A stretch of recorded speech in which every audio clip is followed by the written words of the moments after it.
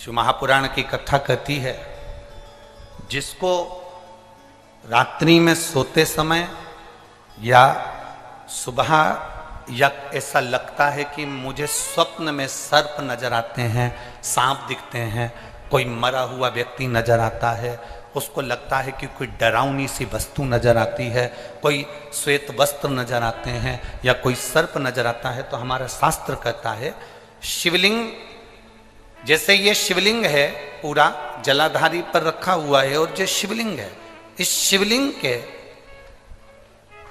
5 स्थान ऐसे नियुक्त कर लीजिए। कितने स्थान? 5।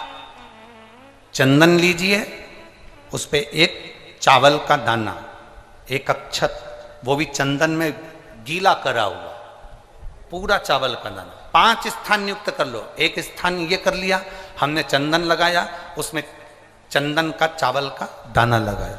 दूसरा स्थान हमने ये नियुक्त करा, हमने चंदन लगाया, उस पर चावल का दाना लगाया।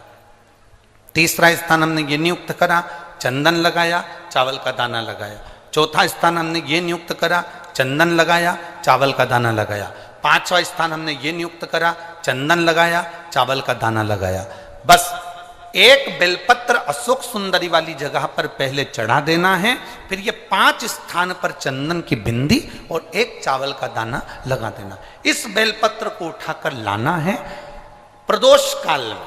प्रदोष काल सूर्य जब जा रहा हो, चंद्र प्रवेश कर रहा हो, उसको प्रदोष काल कहा गया। उस प्रदोष काल में इस बेलपत्री को भगवान पतालेश्वर महादेव का नाम लेकर खा लेना है।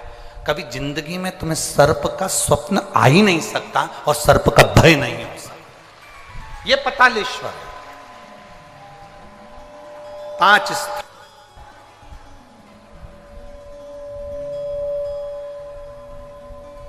पांच स्थान नियुक्त करिए। समझ में आया है ना?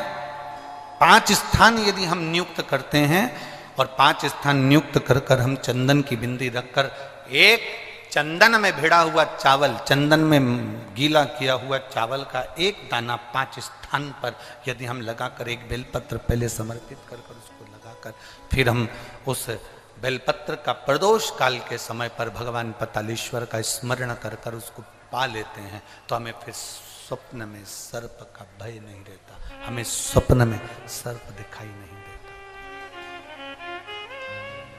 फिर नहीं।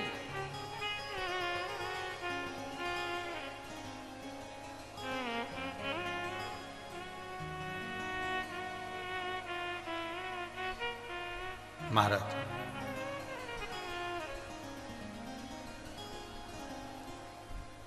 हम जितना शिव का स्मरण करते हैं उतना सुख प्राप्त है।